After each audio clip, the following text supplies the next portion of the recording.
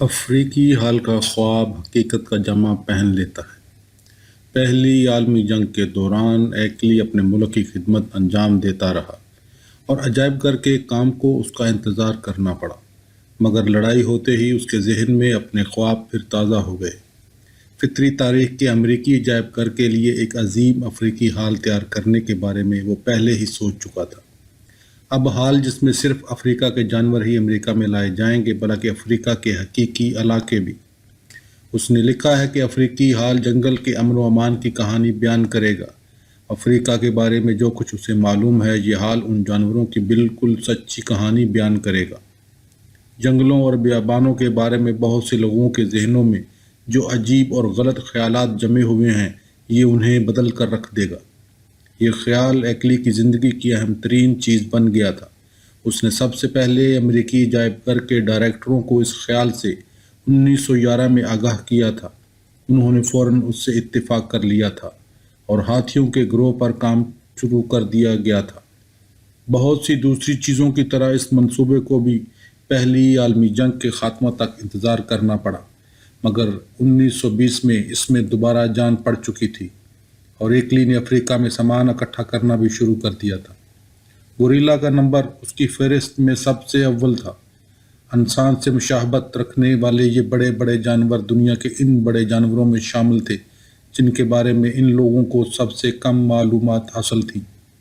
گوریلوں کے بارے میں بیشتر خیالات ایک فرانسیسی پال ڈی چائلو سے حاصل ہوئے تھے۔ 1885 میں وہ پہلا سفید فام انسان تھا جس نے کہ گوریلا کو مارا تھا۔ اس نے اس جانور کی تصویر اس طرح پیش کی تھی: ایک بڑے ڈیل ڈول والا اور طاقتور بازو والا جانور جس کی گہری اور بری آنکھیں بڑی غضبناک ہوتی ہیں۔ اس کے چہرے پر ڈراؤنے خواب کا سا وحشت خیز تاثر ہوتا ہے اور اس کی چیخ ایک عجیب اور نیم انسانی قسم کی ہوتی ہے۔ اس نے کہا تھا کہ جنگل کے یہ وحشی انسان عورتوں کو پکڑ کر جنگلوں میں لے جاتے ہیں۔ ایک اور فرانسیسی فریم میٹ نے اس خیال سے متاثر ہو کر ایک بڑے اور زندہ گوریلا کی جسامت کی تصویر بنائی تھی جو ایک نوجوان لڑکی کو اپنے بغل میں دبائے ہوئے جا رہا تھا۔ اس جانور کے چہرے پر ایک وحشیانہ تاثر جاگزی تھا۔ ایک معقول شخص نے، جس کا نام میں بھول گیا ہوں، یہ تصویر فطری تاریخ کے امریکی عجائب گھر کو دی تھی۔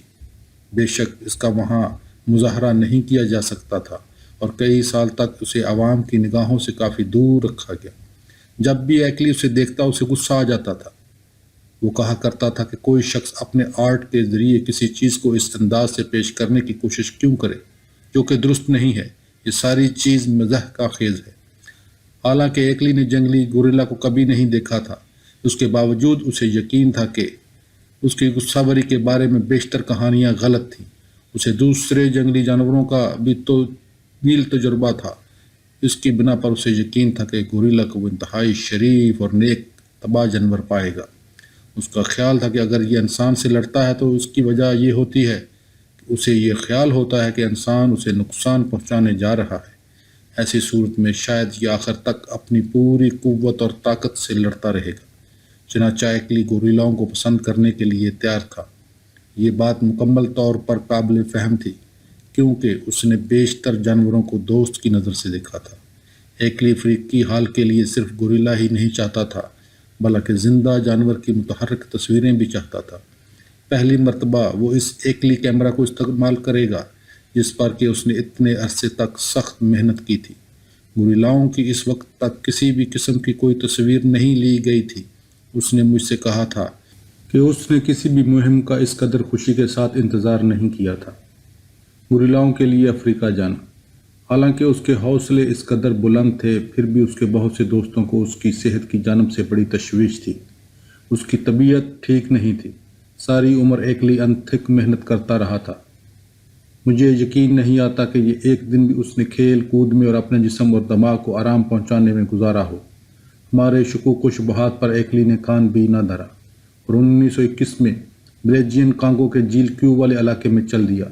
اس نے کوہ مکینوں کے ڈھلانوں میں گوریلاؤں کی جستجو شروع کر دی۔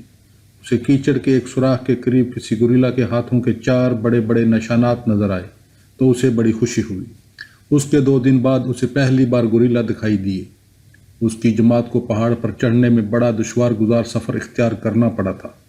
راستہ ایسے گھنے جنگل میں سے ہو کر جاتا تھا کہ رہنماؤں کو شاخیں کاٹ کاٹ کر راستہ بنانا پڑا تھا۔ یکا یک ایک رہنما کو پہاڑ کے ڈھلان کے رخ پر ایک لمبی اور گہری وادی کے اس پار ایک آواز سنائی دی۔ اس نے متحرک چیز کی طرف اشارہ کیا۔ وہاں پر گوریلا تھا۔ یہ اس قدر دور تھے کہ نشانہ لگانا ممکن نہ تھا۔ اس کے قریب پہنچنے کے لیے ایکلی اور رہنماؤں کو اونچی اونچی چٹانوں پر ہو کر کبھی نیچے اترنا اور کبھی اوپر چڑھنا پڑا۔ وہ دوسرے رخ کے ساتھ ساتھ اوپر کی جانب چوٹی کے نیچے بڑھتے جا رہے تھے۔ انہیں یکا یک اپنے سامنے اوپر کی جانب ایک شور سا سنائی دیا۔ 150 گز تک وہ بڑی احتیاط کے ساتھ آگے چلتے رہے۔ اس کے بعد ان میں سے ایک آدمی نے رک کر اپنے اوپر گھنے درختوں میں جھانک کر دیکھا۔ ایکلی اس عمودی چٹان کے بالکل سرے پر کھڑا ہوا تھا۔ اس کے اور نیچے کی چٹانوں کے درمیان صرف ایک 4 انچ کی موٹائی والا درخت تھا۔ آواز دوبارہ آئی۔ اس کے بعد وحشیانہ جھپٹنے کی آواز بلند ہوئی۔ شروع میں تو ایکلی کو سوائے درختوں کے ہلنے جلنے کے اور کچھ دکھائی نہ دیا۔ اس کے بعد آہستہ آہستہ اسے گوریلا کا سر دکھائی دیا۔ گوریلا کی غضبناک چیخ بندوق کی آواز میں گم ہو گئی۔ کارل نے کہا تھا، اسے یہ بھی یاد نہ رہا تھا کہ پھر کیا ہوا تھا۔ ایک چاندی کی سی رنگت کا بھاری جسم اوپر سے صرف چند انچ کے فاصلے پر آ کر گرا اور اس اونچی ڈھلوان چٹان کے سرے پر جو چھوٹا سا درخت اگا ہوا تھا اس کے سہارے سے رک گیا۔ اس طرح اس اکیلے چھوٹے سے درخت نے ایکلی کی اولین گوریلا کو نیچے گر جانے سے بچا لیا۔ اگر اس نے گوریلا کے اس بھاری جسم کو نہ روکا ہوتا تو گہرائی کھائی میں جا گرتا۔ وہ اسے وہاں سے نکال بھی نہیں سکتے تھے۔ گوریلا کی کھال اتارنا ایکلی کے لیے بڑا دقت طلب ثابت ہوا۔ اگلے دن وہ اپنے کیمپ میں صبح سے شام تک اس کی کھال تیار کرنے اور ہاتھوں، پاؤں اور چہروں کی حقیقی شکل تیار کرنے میں لگا رہا۔ وہ خون کی ایک بیماری میں مبتلا تھا اور اسے آرام کرنا چاہیے تھا۔ پہاڑ کے ایسے ڈھلانوں پر جسے جگہ جگہ سے گہری گھاٹیوں اور سوراخوں نے کاٹ رکھا تھا، گوریلاؤں کو تلاش کرنا اس قدر مشکل کام تھا اس نے اس کی کمر توڑ کر رکھ دی تھی۔ مگر جو ہی وہ کھال تیار ہو گئی وہ پھر باہر نکل کھڑا ہوا تو وہاں اسے ایک اور زبردست تجربہ پیش آیا۔ جہاں کہیں بھی انہیں گوریلاؤں کے گروہ کے نشانات ملے وہ بڑی بڑی دشوار گزار پہاڑیوں پر چڑھتے اترتے اور گھنے جنگلوں میں شاخیں کاٹ کاٹ کر اپنا راستہ بناتے ہوئے چلتے رہے۔ وہ نشانات ایک اونچی پہاڑی کے ڈھلان کے سہارے سہارے جا رہے تھے۔ اگر یہ بڑے بڑے جانور بہت آہستہ آہستہ نہ چل رہے ہوتے، کیونکہ چلنے کے دوران یہ کھاتے پیتے بھی جا رہے تھے، تو یہ شکاری انہیں ہرگز تلاش نہ کر پاتے۔ درختوں کے ہلنے جلنے کی بنا پر گوریلا بہت جلد دکھائی دے گئے۔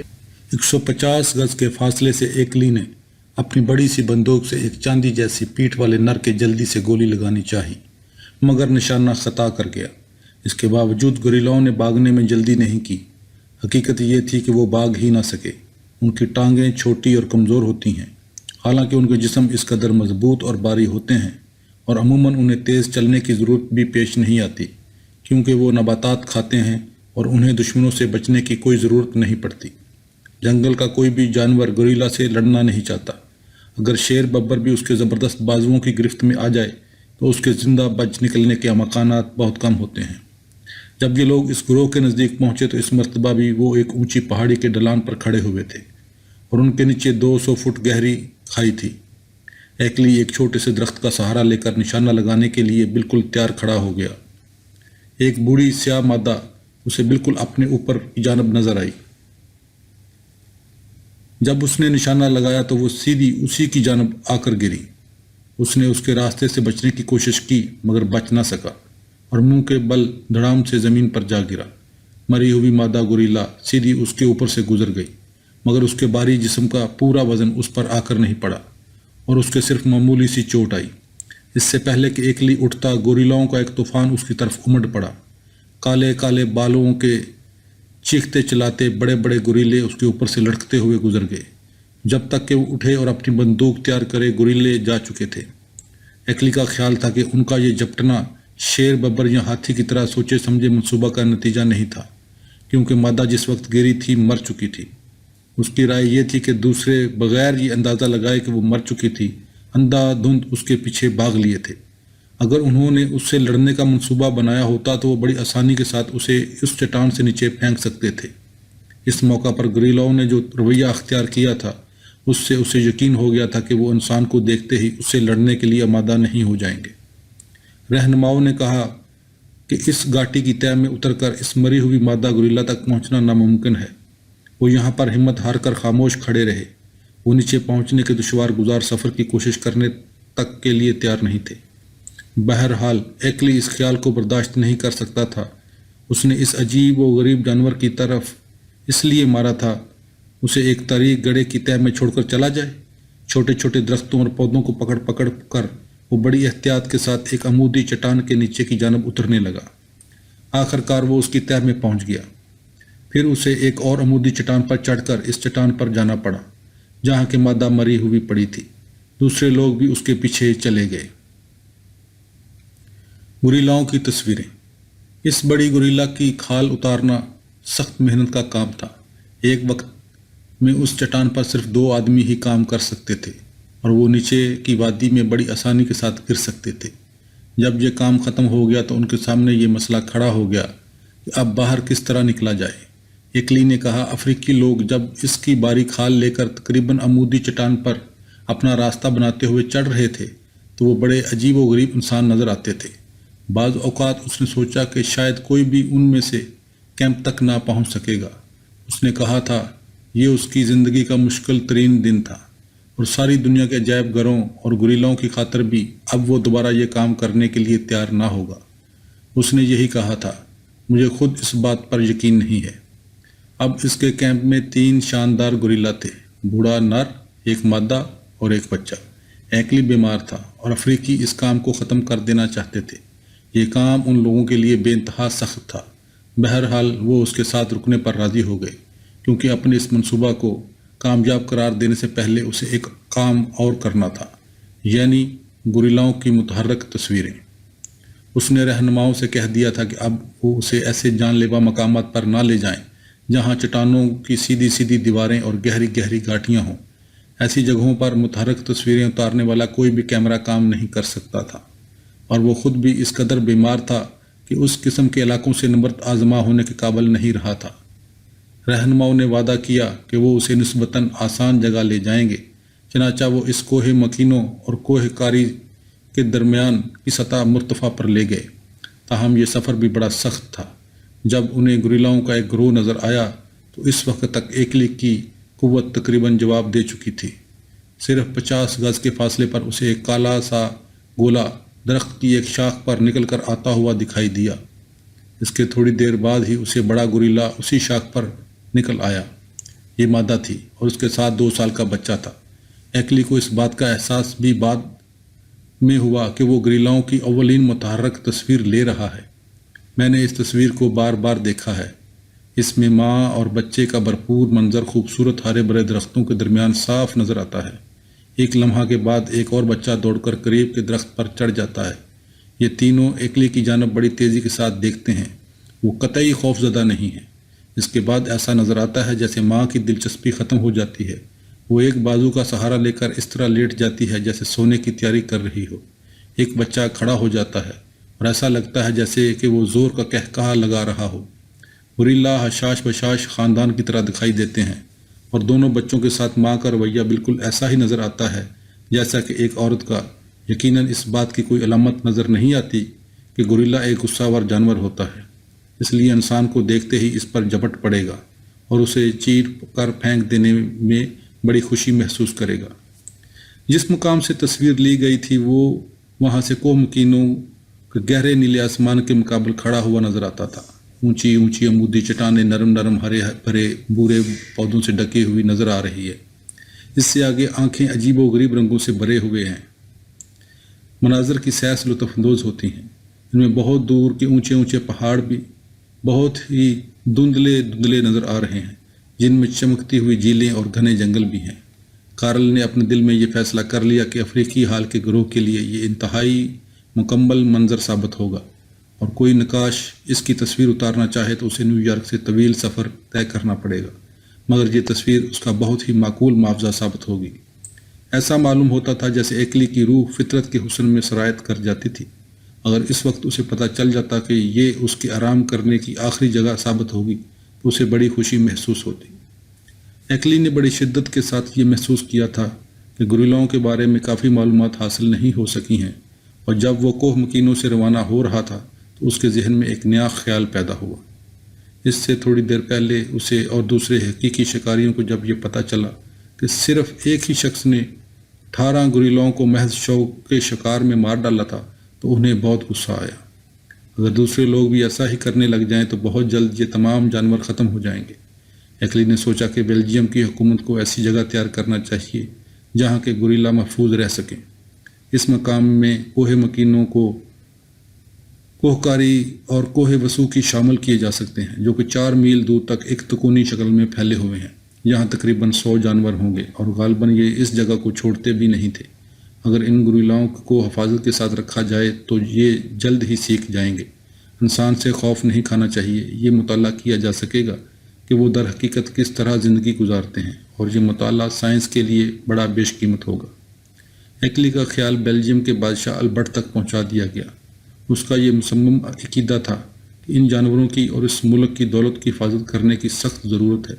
اس کے نتیجہ میں ایکلی نے اپنی وفات سے سال بھر پہلے ہی اپنے خیال کو حقیقت کا جامہ پہناتے ہوئے دیکھ لیا تھا۔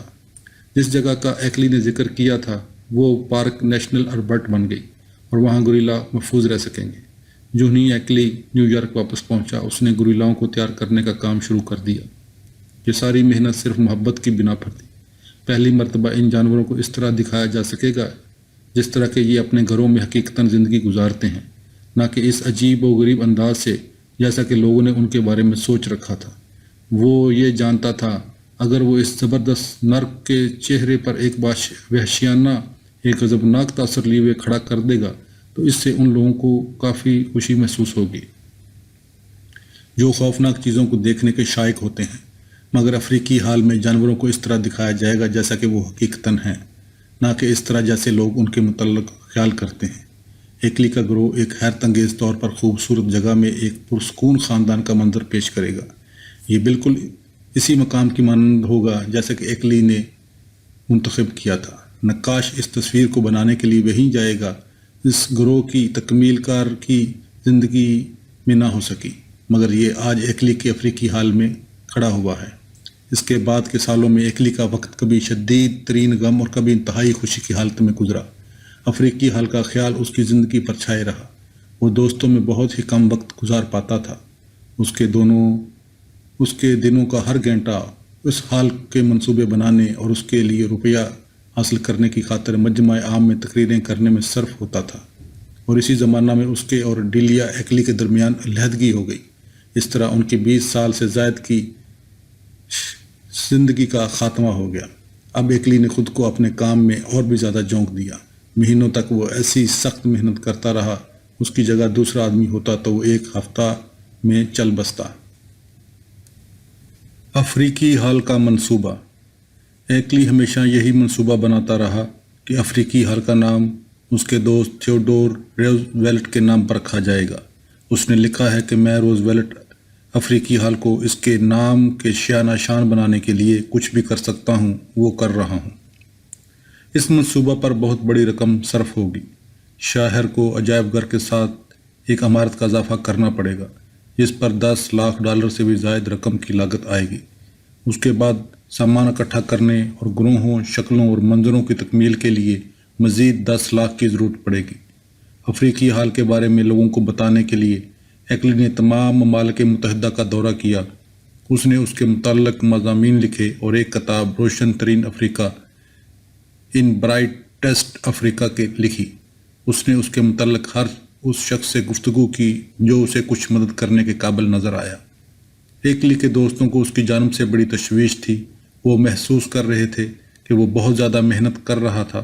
اس کے منصوبے بہت ہی بڑے تھے اور ان پر بے انتہا رقم خرچ ہوگی۔ یہ محسوس کیا گیا کہ افریقی حال اس وقت ممکن ہو سکے گا جب اس کے لیے اس حال کو استعمال کر لیا جائے گا جو پہلے ہی عجائب گھر میں موجود ہے۔ میں ایکلی سے گفتگو کرنے کے لیے راضی ہو گیا، مگر میں جانتا تھا کہ وہ اس سے کیا تاثر قبول کرے گا۔ بے شک اس نے کہا تھا نہیں۔ اس نے اس خوبصورت اور چھوٹے سے نقشے کی طرف اشارہ کر کے دکھایا جو اس نے کئی سال پہلے افریقی حال کے بارے میں اپنے خیالات کا اظہار کرنے کے لیے بنایا تھا۔ چھوٹے پیمانہ پر اس میں ہر چیز موجود تھی۔ بیچ میں بڑے بڑے ہاتھیوں سے لے کر ان 40 میں سے ہر ایک مکمل شکل موجود تھی۔ اس میں نقش کیے ہوئے مناظر درختوں اور جانوروں کے۔ اس نے کہا تھا اگر میں اس کی تکمیل سے پہلے ہی مر جاؤں تب بھی مکمل منصوبہ اسی میں موجود ہے۔ آخرکار لوگ یہ جان ہی جائیں گے کہ صرف ایک مخصوص انداز کا تعمیر شدہ حال ہمارے لیے ہی موزوں ہوگا۔ اس نے مجھے بتایا کہ اس وقت تک تو وہ اپنے کام کے بارے میں مطالعہ ہی کر رہا تھا۔ اب تک اس نے جو کچھ سیکھا تھا وہ اس سے مکمل عجائب گھر میں جمع کر دینے کے لیے تیار تھا۔ اس کے بعد واقعات نے رونما ہونا شروع کیا۔ 1924 میں کارل نے دوبارہ شادی کر لی۔ اس کے اگلے سال افریقی حال کا مستقبل خاص طور پر روشن نظر آنے لگا۔ روچسٹر کا جارج ایسٹ مین افریقہ میں شکار کی مہم پر روانہ ہونا چاہتا تھا، حالانکہ اس کی عمر 71 کو پہنچ چکی تھی۔ مسٹر ایسٹ مین اور اس کے ایک دوست ڈینٹل ای پومرائے نے 1926 کی ایکلی لیٹمین پومرائے مہم کے لیے کافی رقم مہیا کر دی۔ کارل کے لیے اپنی خوشی پر قابو پانا مشکل ہو گیا۔ اس کا خواب حقیقت کی طرف قدم بڑھا رہا تھا۔ اس مہم پر روانہ ہونے سے پہلے کے چند ہفتوں کے دوران میں ایکلی سے اکثر ملتا رہا۔ وہ صبح 7 بجے سے لے کر رات گئے تک کام کرتا تھا، مگر اسے اس قدر خوشی کبھی محسوس نہیں ہوئی تھی۔ ایک شام کو جہاز میں بیٹھنے سے تھوڑی دیر پہلے ایکلی مجھ سے اس کی ابتدائی زندگی کے بارے میں، اس کی تمناؤں اور اس کی زندگی میں افریقی حال کی اہمیت کے بارے میں گفتگو کرتا رہا۔ مجھے اب تک یاد ہے کہ ایک دوسرے کو الوداع کہتے وقت اس نے کس قدر گرمجوشی کے ساتھ مصافحہ کیا تھا اور اس کی آنکھوں میں کس قدر محبت آمیز تاثر جھلک رہا تھا۔ اس کے اگلے دن میں تقرری دورے پر روانہ ہو گیا اور اس کے بعد میں اسے کبھی نہ دیکھ سکا۔ آخری مہم۔ کارل اور مسز ایکلی 1926 کے اوائل میں جہاز میں بیٹھ کر روانہ ہو گئے۔ پہلے وہ انگلستان گئے، اس کے بعد بیلجیم گئے، جہاں شاہ البرٹ نے نیشنل البرٹ پارک کا خیال پیش کرنے پر ایکلی کا شکریہ ادا کیا۔ آخرکار وہ افریقہ پہنچ گئے، جہاں ان کے ساتھ ایسٹ مین اور مسٹر پومرائے، 2 کھال بھرنے والے اور 2 نقاش بھی شامل ہو گئے۔ 8 مہینے میں ایکلی نے 7 گروہوں کے لیے جانور اور سامان اکٹھا کر لیا۔ یہ کام بہت ہی سخت تھا۔ بس 7 سے زیادہ کام کرنے کی بنا پر وہ بیمار ہو گیا۔ اسے آرام کرنے کے لیے نیروبی بھیج دیا گیا۔ یہاں وہ 2-3 ہفتے تک رہا۔ اس دوران میں کام پر واپس آنے کی برابر خواہش کرتا رہا۔ جسم میں کافی توانائی آنے سے پہلے وہ گوریلاؤں کے علاقے کیور کی طرف چلا گیا، جہاں کے ایک نقاش مناظر تیار کر رہا تھا۔ حسب منصوبہ یہ مہم اکتوبر میں ختم ہونے والی تھی۔ اب تک جو زبردست کام ہو چکا تھا، اس کی بنا پر اس سفر کو پہلے ہی عظیم کامیابی کا حامل قرار دیا جا چکا ہے۔ ایسٹ مین اور پومرائے جانے کی تیاریاں کرنے لگے، مگر ایکلی جانے کے لیے تیار نہیں تھا۔ خواہ کتنا ہی کام ہو چکا ہو، مگر ابھی اس سے بھی زیادہ کام کرنا باقی تھا، اور وہ خود کو روانگی کے لیے مجبور نہیں کر سکتا تھا۔ شاید اس نے یہ محسوس کر لیا تھا کہ اب اسے زیادہ عرصہ نہیں جینا۔ ایکلی نے کانگو کی مہم پر جانے کا منصوبہ بنایا۔ ایک دوست نے اس سے پوچھا، کیا تم میں اتنی طاقت ہے کہ تم ایسی مہم پر روانہ ہو سکو؟ کارل نے جواب دیا تھا، اس سوال کا جواب یہ مہم دے گی۔ خود میرا خیال یہ ہے کہ وہ دنیا کے حسین ترین مقام پر مرنا چاہتا تھا۔ یہ سفر بہت دشوار تھا۔ وہاں بہت سی پہاڑیاں تھیں اور گرمی بھی سخت پڑ رہی تھی۔ ایکلی بیمار پڑ گیا اور اس قدر کمزور ہو گیا کہ اس سے چلا پھرا بھی نہیں جاتا تھا۔ ایک بارش کا زبردست طوفان آیا تو اسے 4 میل تک اٹھا کر لے جایا گیا، اور اس بات کی ضرورت پیش آئی کہ ٹھہر کر خیمہ لگایا جائے۔ اگلے دن اس کی طبیعت بہتر ہو گئی اور وہ شوروں کے علاقے میں پیدل چلنے کے قابل ہو گیا۔ ایکلی ایسے مملک کے قریب پہنچ رہا تھا جس سے کہ اسے دنیا کے تمام ملکوں سے زیادہ محبت تھی۔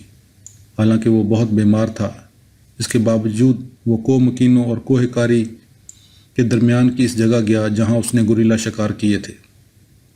اس راستہ کا کچھ حصہ اسے اٹھا کر لے جانا پڑا تھا۔ یہ جگہ 11,000 فٹ بلند تھی اور بہت سرد تھی۔ تھوڑی سی آگ جلا سکتے تھے۔ اس نے انہیں برائے نام امداد پہنچائی۔ اس بلندی سے اس کے دل کو نقصان پہنچ گیا۔ ایک بڑے زور کا برف باری کا طوفان آیا۔ اس سے ایکلی کی بیماری اور بھی بڑھ گئی۔ اس جگہ پہنچنے کے 3 دن بعد جس سے کہ اسے محبت تھی، وہاں اس کا انتقال ہو گیا۔ کارل ایکلی کی آخری آرام گاہ حسین کوہ مکینوں کے ڈھلان پر واقع ہے۔ اس کے قبر میں اس کا نام اور تاریخ وفات 17 نومبر 1926 درج ہے۔ افریقی حال کو، جس کا کہ ایکلی ساری زندگی خواب دیکھتا رہا تھا، اس کی بیوی اور متعدد دوستوں نے پایا تکمیل تک پہنچایا۔ حالانکہ وہ اسے تھیوڈور روز ویلٹ کے نام سے موسوم کرنا چاہتا تھا، مگر 19 مئی 1936 کو اس کا افتتاح ایکلی افریقی حال کے نام سے عمل میں آیا۔ 1300 سے زائد افراد ایکلی کو خراج عقیدت پیش کرنے کے لیے اس خوشنما کمرے میں اکٹھے ہوئے، جو افریقہ کے مناظر فطرت کے سکون اور حسن سے لبریز تھا۔ اس کی دیواریں گہرے ہرے اور چمکدار پتھر کی بنی ہوئی ہیں۔ ہر صندوق کے اوپر سیم گول شکلیں استدادہ ہیں جو افریقہ کے مناظر کی نمائندگی کرتی ہیں۔ 8 بڑے بڑے ہاتھی اس کمرے کے وسط میں کھڑے ہوئے ہیں۔ گھنے جنگل سے مشابہت دینے کے لیے اسے تاریک کر دیا گیا ہے۔ روشنی سے منور کیے ہوئے گروہوں میں انسان خود افریقہ کو دیکھ سکتا ہے۔ بے آب ریگستان، جانوروں سے بھرے ہوئے ہموار میدان، بڑے بڑے پہاڑ، جھیلیں اور دریا، وہاں کی جنگل کی زندگی کا دھوپ اور سایہ دونوں میں دیکھا جا سکتا ہے۔ جانور کسی درخت کے نیچے آرام کرتے ہوئے، جنگل کی دھندلی روشنی میں چرتے ہوئے، انسانی دشمنوں کی ایذا رسانی سے بہت دور نہایت خاموشی کے ساتھ کھڑے ہوئے ہیں۔ ہر سال 20 لاکھ افراد اس حال میں سے گزرتے ہیں۔ ہر شخص بغیر اس کا احساس کیے ایکلی کے اس عظیم خواب کو خراج عقیدت پیش کرتا ہے، جس کی خاطر اس نے اپنی جان بھی دے دی۔